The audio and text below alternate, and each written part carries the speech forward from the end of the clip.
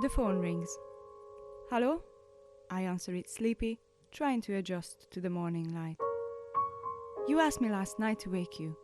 I called you about 3 times. You need to get ready. Do you have the ticket? Or the money? Now I am fully awake. Hold on, Aaron. Let me have a look. I put the phone down and run back to my room. I pass my suitcase that I packed ready last night, full of little presents I got in the pawn shop for the family. Today I have to fly home, but just like last night I still don't know how. But my heart is anchored in the assurance that I will be home for Christmas.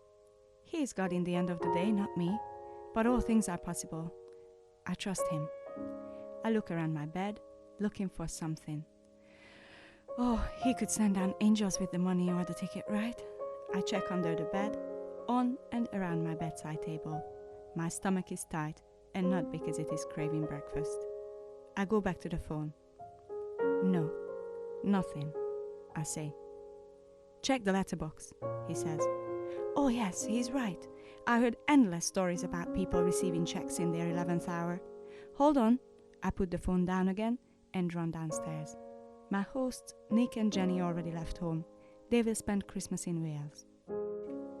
I open the front door and I'm quite excited about what I will find in the letterbox next to it. I'm almost certain that this will be it, answer to my prayers, the long-expected turning point in this story.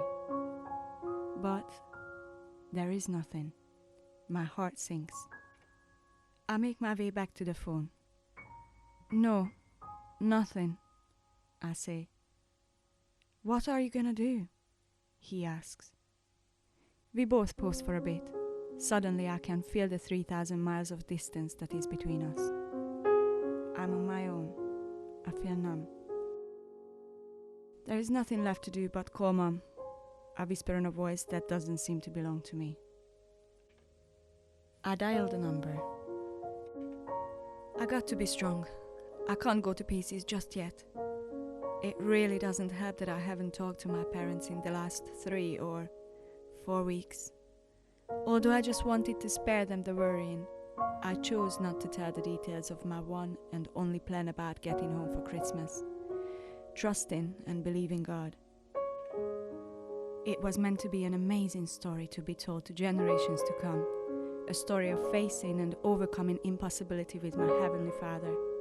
He is my portion. He is all I need. He is more than enough, right? Right. I began to explain how I chose not to tell them when I realized in September that a flight ticket was not included in my scholarship. How I did not want to burden them financially when they were already stretched anyway. How I prayed and believed and trusted God to this very moment that He will make a way to get me to them where there was none. And even now, I don't know how, but somehow, I expected tears and weeping, but it was much worse. They fell silent. They felt betrayed and disappointed. Very disappointed.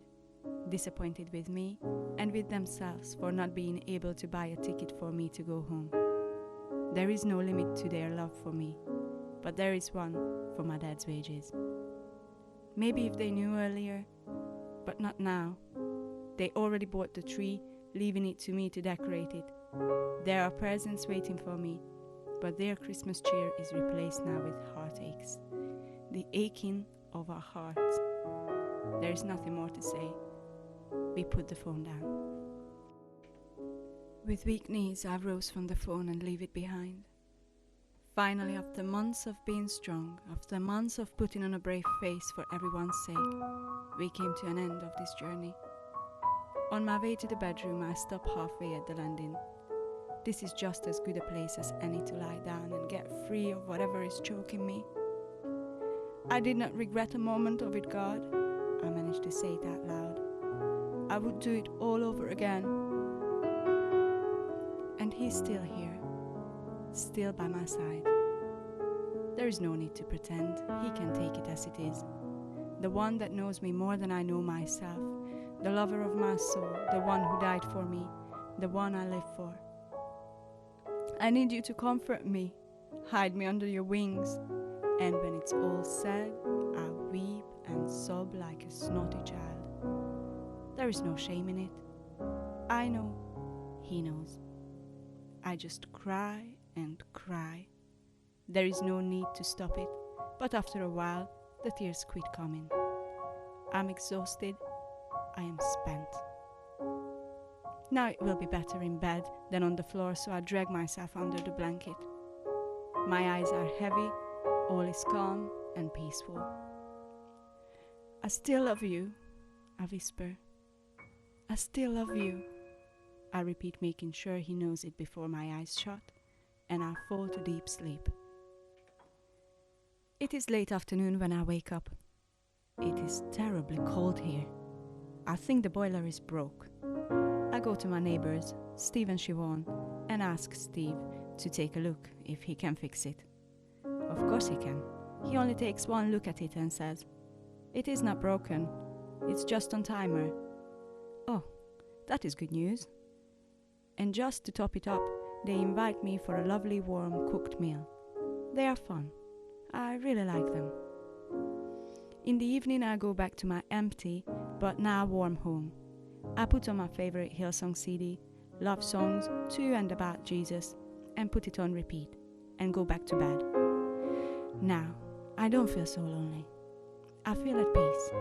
As I wake during the night, I can hear the soothing melodies, join in with them for a few seconds, and drift away to my dreams again.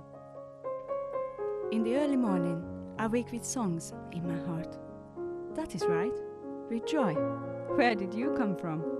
Now that you're here, stay as long as you like. Morning, Jesus, I slept like a baby. I love you, are my first thoughts. Let's see, it is Tuesday, no college. Everybody thinks I'm in Hungary, as I said my goodbyes to them on Sunday at church.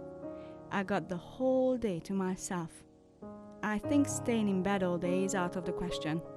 I did that yesterday. I pick up my Bible and go to the study. I sit on the floor, my back is against the radiator. Flicking through the pages, I feel the urge to turn to a particular chapter. I know the story, but I start reading it anyway. When Jesus had entered Capernaum, a centurion came to him asking for help. "Lord," he said, "my servant lies at home paralyzed and in terrible suffering." Jesus said to him, "I will go and heal him." The centurion replied, "Lord, I do not deserve to have you come under my roof, but just say the word, and my servant will be healed. For I myself am a man under authority, with soldiers under me. I tell this one, go, and he goes, and that one, come, and he comes. I say to my servant, do this, and he does it." When Jesus heard this, he was astonished and said to those following him, "I tell you the truth, I have not found anyone in Israel with such great faith. I say to you that many will come from the east and the west and will take their places at the feast with Abraham, Isaac, and Jacob in the kingdom of heaven. But the subjects of the kingdom will be thrown outside into the darkness, where there will be weeping and gnashing of teeth." Then Jesus said to the centurion, "Go, it will be done just as you believed it would." And his servant was healed at that very hour. Oh, I always loved this centurion. Suddenly, at my very core, I can sense God interrupting my thoughts. "This is your story." "My what?" He definitely got my attention. "This is your story." He nudged me again. I love him when he does that. Thinking the best of me, I love the way he thinks of me. Without further questions, I dived back into the story again, trying to replay the last few months' happenings in my mind. This centurion had a problem. So did I. The centurion turned to Jesus for help. So did I. I called upon him to help me get home for Christmas. Jesus said to the centurion, "Okay, no problem, let's go." But this silly centurion is holding him up with this, "I don't deserve to have you under my roof" nonsense. I don't get it. Then vaguely, I begin to remember, back in October, sitting in my college's computer room, day after day, searching for cheap tickets, hoping to find my miraculously priced ticket I could afford on my nearly non-existent budget. It was one of those days when my classmate, who was quite well off, offered to loan me the money. He said I could pay him back later on in the year when I get a better job. Oh, it sounded so good, but only for a moment. It only took a moment to picture myself being back home with my Hungarian friends, telling them how God blessed me and helped me home. As if I could hear their answer. Oh, it's good for you. Only I had rich English friends who can help me. No, I can't take my classmates' offer. Not like that. That story would not be about my Jesus. It would be about my luck with the English. For that reason, I did not share my troubles with anyone. Only Aaron, but he was just as cashless as I, so he could not jeopardize the story. My life will make the name of Jesus famous. All will see that he is more than enough, even if you happen to be a Hungarian. Oh, you silly, overzealous centurion. I think I understand you. But he still had his faith in Jesus' word. So did I. The only difference is that I read the words he heard. Ask, and you will get. When you pray, I listen. What you ask for, you'll receive. I have given it all for you. I hold nothing back.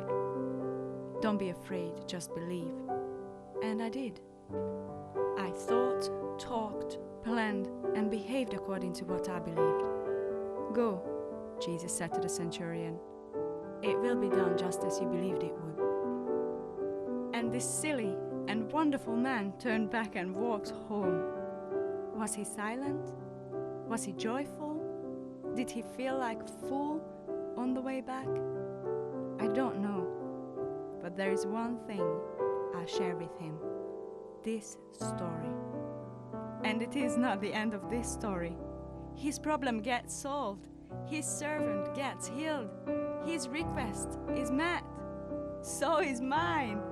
As the joy of the revelation hits me, I cannot control myself. I jump up and run out of the study. I will be home for Christmas, I shout. I don't know where to run. I will be home for Christmas. I want to tell the world that it is not the end of the story. I'm just on my way towards the end of it. I stop at the very spot on the landing where I was crying on the floor only 24 hours ago and spontaneously perform a goofy Home Alone dance while chanting, I'll be home for Christmas. I'm so giddy and excited that I have to calm myself or I will start hyperventilating any second. I sit back and open up my Bible again, but it doesn't help because on every page I read of His unfailing love and faithfulness, the praises of His people. I seriously cannot handle this happiness. I quickly ring Aaron, but for all the squealing, all I can tell him, I'm coming home, I'm coming home. Right, I'll email you what just happened because I'm so excited I don't think I could speak sense. He agrees. I sit and start writing. I'll send him the email. Early afternoon, the phone rings. I'm not surprised. I answer. I am calm and collected. On the phone, I listen to the gentle voice of Ann Adams explaining how she heard that I stayed behind and spent the day finding and buying my return ticket to Hungary. Dave and I will pick you up tomorrow morning and take you to the airport, she said. And they did. On the 24th of December, I landed in Hungary. I decorated our tree, and on Christmas Eve, I sat with my parents around the dinner table, celebrating the birthday of my heavenly friend, my friend who was, is, and forever will be more than enough.